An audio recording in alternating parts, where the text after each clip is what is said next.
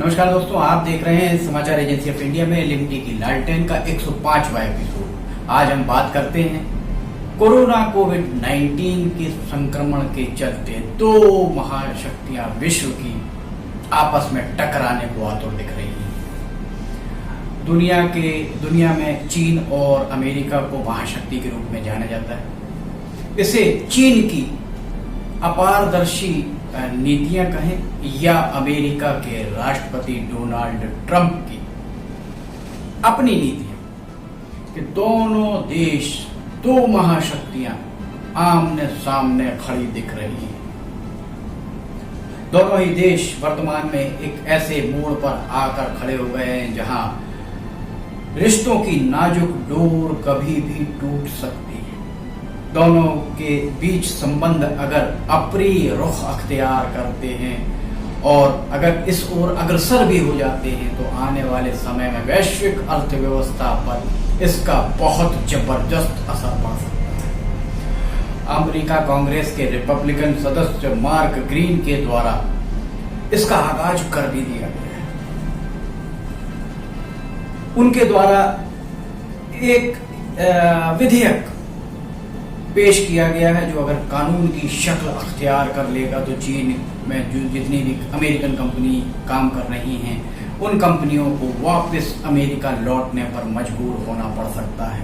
America Congress के प्रस्तावित bring American companies home act के मसौदे में ये बात कही गई है कि जो कंपनियां चीन से अमेरिका वापस आएंगी उन अमेरिका को चीन से अमेरिका तक लाने में जो भी खर्च होगा, वाइंड अप करने में, उन्हें अपना कारोबार समेटने में जितना भी खर्च होगा वो सारा खर्च अमेरिका उठाए, ये विधेयक के मसौदे में कहा गया है। और इसके अलावा इसमें ये एक बात ये भी कही गई है कि चीन से आयात करने पर जो लेवी लगती है उस लेवी को भी इस तरीके की कंपनियों को माफ किया जाए।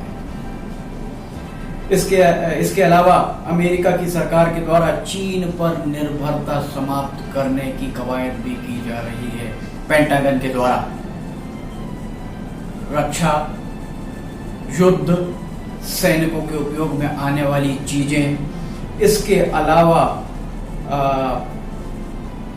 सुपर हाइपरसोनिक हथियार, इन पर भी, इन सबके निर्माण में चीन की निर्भरता समाप्त करने के लिए कवायद आरंभ कर दी गई। अर्थात ये सारी चीजें जो चीन से आयात की जाती थी उन सब का निर्माण अमेरिका में कराने की कवायद अब आरंभ होती दिख रही है। कुल मिलाकर अमेरिका के द्वारा चीन के खिलाफ जितनी बातें कही गई हैं वे थोथी बयानबाजी नहीं, कहीं ना कहीं ठोस रणनीति बनना आरंभ हो चुका है। दरअसल अमेरिका में आने वाले कुछ महीनों में राष्ट्रपति के चुनाव होने वाले हैं। डोनाल्ड ट्रंप एक बार फिर राष्ट्रपति बनने के लिए आतुर दिख रहे हैं। संभवतः यही कारण है कि कभी वे बराक ओबामा पर आरोप लगाते हैं तो कभी विश्व स्वास्थ्य संगठन को कटघरे में खड़ा करते दिखते हैं। उनके द्वारा जितनी भी कवायद की जा रही है उसको वैश्विक दृष्टिकोण में इसी तरह देखा जा रहा है कि वे दोबारा राष्ट्रपति बनने का प्रयास कर रहे हैं। जो सारी कवायदें उनके द्वारा की जा रही है, सारी कवायदें इसी का एक अभिन्न अंग मानी जा रही हैं। एक बात तो साफ होती दिख रही है कि डोनाल्ड ट्रंप के द्वारा जिस तरीके का रवैया अख्तियार किया गया उस रवैये से अनेक देश बुरी तरह खफा भी हैं डोनाल्ड ट्रंप से। वैश्विक स्तर पर डोनाल्ड ट्रंप के द्वारा विश्व स्वास्थ्य संगठन को कटघरे में खड़ा किया गया है। जिस तरीके का माहौल डोनाल्ड ट्रंप के द्वारा बनाया गया है उसके बाद कोरोना कोविड-19 के संक्रमण फैलने, निपटने या इसके कारक सारे पहलुओं पर स्वतंत्र जांच के लिए अनेक देश राजी भी हो चुके हैं। अमेरिका का यह भी दावा है कि WHO, विश्व स्वास्थ्य संगठन, इस मामले में चीन के आगे घुटने टेक चुका है। अमेरिका के दावे में कितना दम है ये बात तो भविष्य के गर्भ में है, पर अमेरिका के द्वारा की जाने वाली कवायद से वैश्विक अर्थव्यवस्था पर बुरी तरह असर पड़ने की संभावना है और इससे निपटने की रणनीति बनाने में अनेक देश जुट भी चुके हैं।